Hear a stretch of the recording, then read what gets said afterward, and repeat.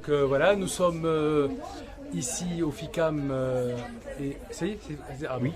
Alors donc nous sommes l'école du lycée Descartes de Rabat et nous sommes venus avec les élèves de première spécialité art plastique pour justement bénéficier donc de ce magnifique festival qui est le Festival international du cinéma d'animation de Meknès. Donc c'est chaque année nous venons et chaque année nous sommes surpris par la qualité, par les ateliers créatifs où justement on vient d'en faire un sur l'animation en direct. Et donc les élèves vraiment adorent ce moment-là où ils peuvent pratiquer, dialoguer avec des réalisateurs, des créateurs et enrichir leurs connaissances justement sur le cinéma d'animation parce que peut-être parmi eux, certains feront plus tard des études et peut-être deviendront des animateurs de films, des animations. Voilà. Merci.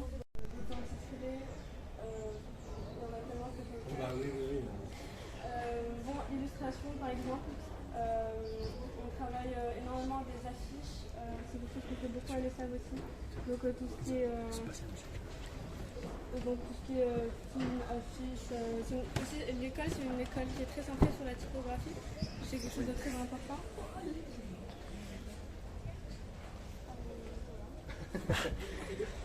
D'accord, oui, c'est vrai. En plus, il y a beaucoup de collaboration avec le département cinéma, dans le sens où, par exemple, vous faites des affiches pour vos étudiants en cinéma, Des décors, les génériques. Donc il y a une grosse collaboration entre les étudiants en cinéma et les étudiants en graphisme. Donc on peut les aider pour les décors, pour les costumes aussi. On a un département costumes avec les affiches, les décors aussi. Par exemple, s'ils ont besoin d'une boîte de médicaments, on peut la designer, faire le logo, tout ça. S'ils ont besoin par exemple, quelqu'un faisait un court-métrage sur une émission télé fictive, donc créer tout le set, le logo, toute l'identité visuelle. Et après, voilà. faire les génériques aussi. Quelques exemples parmi tant d'autres. Donc on est très filmé, hein, t'as dit ça toute la presse, c'est vrai qu'il se Est-ce que vous avez des questions à Dia par exemple?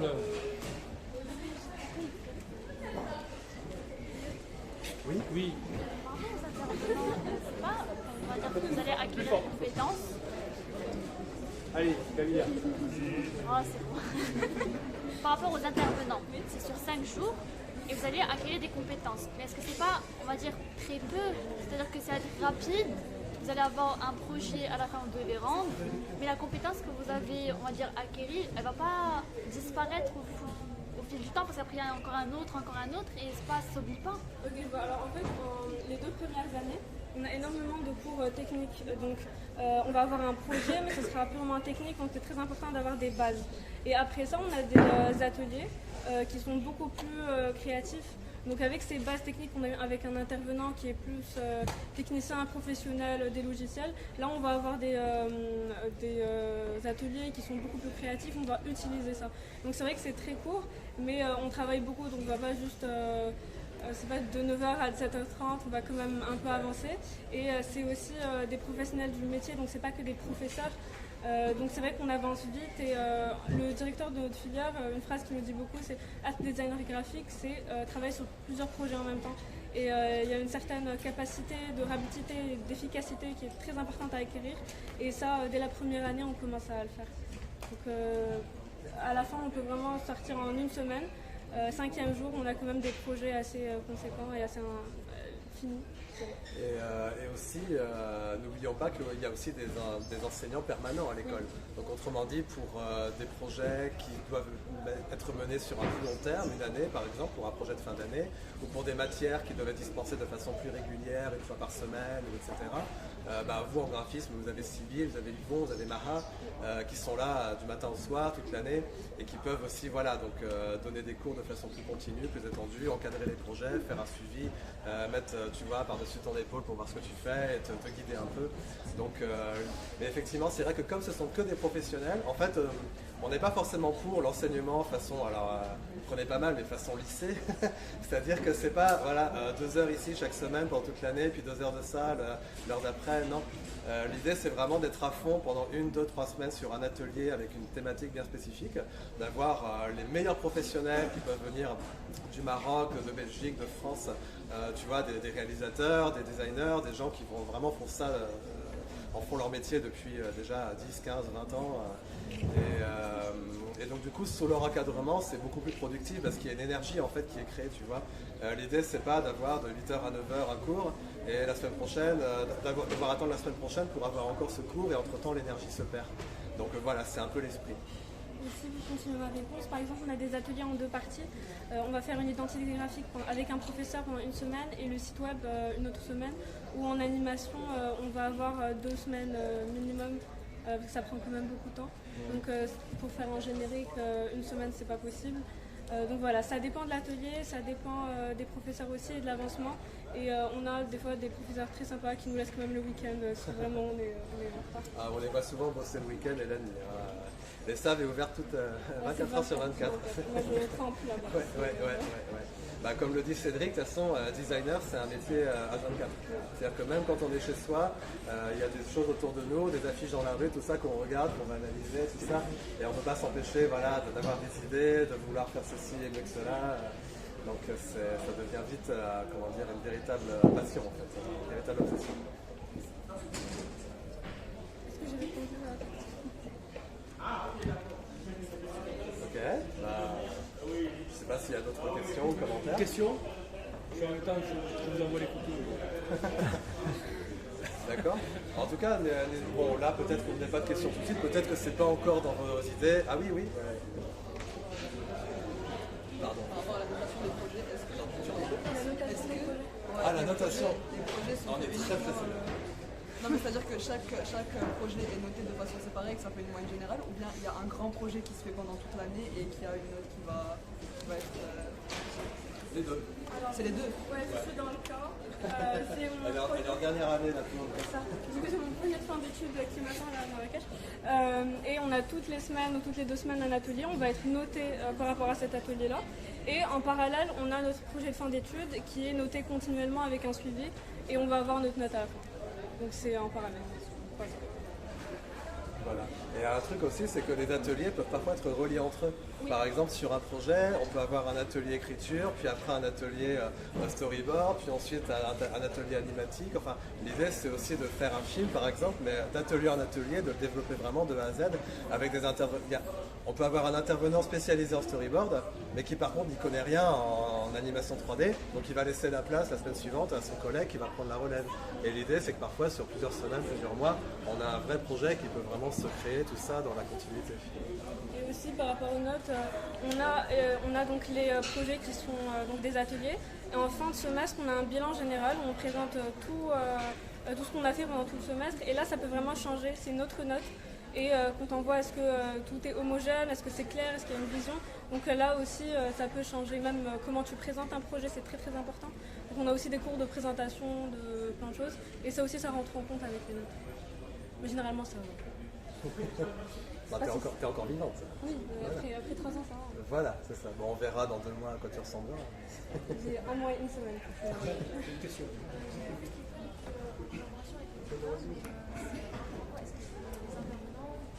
Alors, très bonne question. Alors, en fait, c'est une convention qui vient d'être signée avec les Gobelins. Vous connaissez les Gobelins? Vous avez entendu parler? Oui, c'est un peu The École en France, en Europe, tout ça. Alors, en fait, c'est une convention qui vient d'être signée. Donc, autrement dit, elle n'a pas encore été appliquée. Mais l'idée, c'est de l'appliquer à partir de la rentrée. En fait, c'est une convention qui permet déjà une reconnaissance des diplômes. Autrement dit, un étudiant qui, par exemple, fait une première année ou une licence complète et qui veut poursuivre au Gobelin ou réciproquement, c'est quelqu'un qui commence au Gobelin puis après qui veut faire une expérience à l'étranger, tout ça, peut arriver en année supérieure ou au diplôme supérieur à l'ESSAF de façon à ne pas recommencer à zéro. Donc déjà, voilà, il y a cette reconnaissance mutuelle. Et effectivement, l'idée, c'est d'avoir des formateurs des Gobelins qui viennent nous voir ici à l'ESSAF pour enseigner à nos étudiants du Maroc. Alors on n'a pas que des étudiants marocains, on a des étudiants qui viennent de plein de pays d'Afrique du Nord, on a même des Français aussi, ou des Européens, on a une Chilienne, on a une Grecque, enfin voilà, c'est parfois assez... Pardon ? Des Allemands. Ah oui, mais ça c'est juste un échange de un mois ou deux. Mais oui, on a des Allemands qui viennent régulièrement. Mais donc l'idée c'est ça, puis après l'idée c'est aussi de pouvoir permettre des échanges d'étudiants, recevoir des étudiants des Gobelins par exemple pendant 2 mois chez nous, et à l'inverse envoyer des étudiants de l'ESSAF 2 mois là-bas pour faire un mini-projet, pour apprendre un peu de l'autre, voir une autre culture aussi qui peut avoir ses propres spécificités, parce que bon, l'animation au Maroc c'est l'animation marocaine. Il ne faut pas que ça rentre dans un moule. Vous savez, c'est un peu ce qui est dangereux avec le cinéma au Maroc et je dirais dans les anciennes colonies en général. C'est l'idée qu'en gros, on se fond quand même un peu dans un moule, parfois un peu, je dirais pas imposé, mais tendu par l'Occident, ou en termes de narration, en termes de représentation, voilà. L'idée, c'est que non. Il y a une culture marocaine, nord-africaine en général qui est très forte et l'idée c'est aussi en fait de puiser dans cette richesse pour faire des choses vraiment spécifiquement propres à l'identité de la personne qui réalise, de son équipe, de sa culture, de son environnement. Donc, et ça peut être très enrichissant effectivement si les Gobelins viennent nous voir ou réciproquement, d'apprendre un peu de l'autre et de voir comment aussi des passerelles peuvent être tendues et des enrichissements peuvent être apportés. Ouais.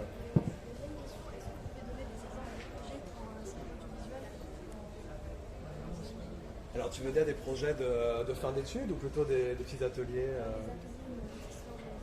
Ouais, peut-être que tu répondras mieux que moi. Alors en cinéma, oui, alors en cinéma par exemple durant toute la formation, licence et master, il peut y avoir un atelier documentaire. Donc par exemple voilà, il y a 1 mois pour faire un documentaire. Il peut y avoir un atelier remake. On leur donne une scène d'un film, par exemple je sais pas, un film de Scorsese, de Godard à remaker. Donc ils ont une scène déjà écrite, déjà tournée, mais ils doivent la refaire à l'identique. Ils peuvent la personnaliser, par exemple en la marocanisant, ça peut être très drôle. On a des ateliers pilotes. Il faut imaginer le pilote d'une série. Alors évidemment, après, on ne fera pas la série en entier, mais imaginez un pilote en fait, qui donne envie de voir la série imaginaire qui suivra après. Il y a des ateliers fiction, les ateliers film à la lumière, film à la Méliès, tu vois. C'est extrêmement varié. Là, je te donne vraiment un micro-échantillon, mais l'idée, voilà. Puis il y a aussi des ateliers un peu plus techniques, maîtriser la lumière, maîtriser le tournage en extérieur, maîtriser le tournage en plateau, faire du mixage. Imaginer une bande-son sur un film qui n'a pas de son, ou au contraire, imaginer des images sur une bande-son qu'on te donne à l'avance, tu vois. Donc c'est très ludique, généralement les étudiants s'amusent beaucoup. Hein. On est une école sérieuse, mais je pense qu'on s'amuse bien chez nous, vraiment. Il y a une bonne ambiance. Juste pour compléter un peu ce qu'il vient de dire, il faut savoir qu'on a aussi une convention avec le lycée Descartes. Exactement. Donc en fait, cette année, c'est pour ça que les CAV sont partis tout à l'heure à Marrakech, mais nous aussi, en graphisme, on va avoir l'année prochaine des ateliers et des échanges avec les étudiants à Descartes ou à Marrakech avec les terminales. Donc j'ai vu avec Cédric justement le directeur, et l'année prochaine on aura des échanges avec eux. On ira sans doute à Marrakech ou ils viendront chez nous, en tout cas pour échanger, pour faire des ateliers, mais sur le plan graphique. D'accord, sur le plan création artistique. C'est ça. Pas forcément en cinéma. Non, c'est pour le service. Là, avec Cédric, c'est vraiment la question design graphique, design digital et animation, illustration. Mais que même en graphisme, on fait des tournages aussi, on a des ateliers photo, donc on a des ateliers de publicité aussi, donc c'est pas tout ce qui est audiovisuel n'est pas réservé que pour la filière cinéma.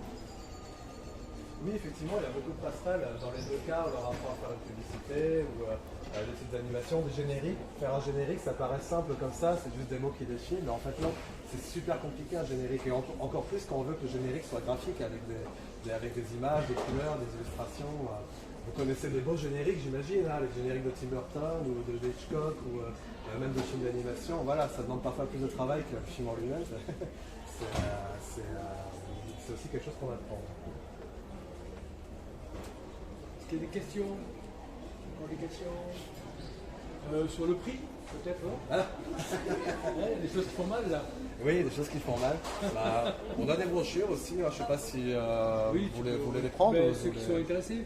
Oui, voilà, ceux qui sont intéressés. Pas la peine de distribuer à tout le monde, enfin, comme vous voulez, mais je peux vous en laisser quelques-unes pour le CPI. Oui. Qui en veut, là-bas? Lina?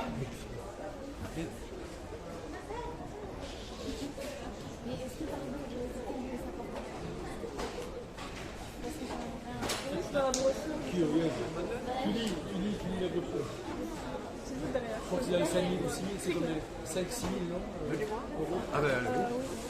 Environ 5-6 000 euros, ça veut dire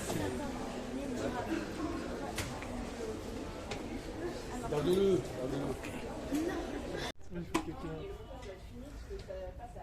Ah, ça va rester ça. Là, vous avez donc l'ensemble des animations. Et pour info, l'ensemble des animations, c'est 35 secondes au total.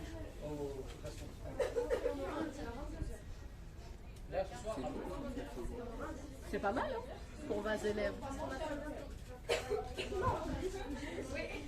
Ce soir, on mange. Et voilà. Non. Et voilà, c'était le dernier. Bravo à vous. Prochaine étape. Vous me dites si c'est bon? Allez, je lance. Et il y a 35 secondes d'animation. On va appeler. Ne partez pas parce qu'on va de suite ensuite à la masterclass. La masterclass? C'est ça. J'espère que les autres vont arriver. Ils sont en train d'arriver.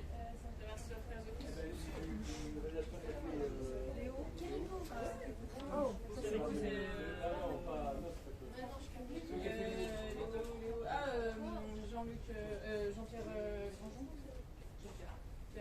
Pierre-Luc Grandjean. Ça c'est le prof. Non, le prof c'est le dernier. Ah ça c'est...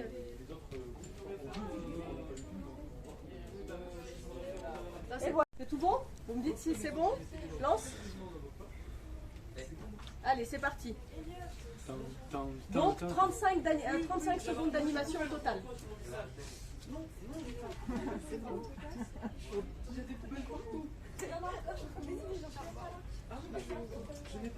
Est-ce qu'il va avancer ou pas? Hein? Est-ce qu'il va avancer? Oui, il y a des animes où il avance. Il va avancer. Ouais. Ah ouais,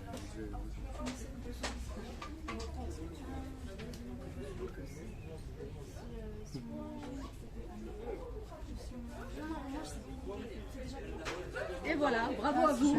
Super, bon travail.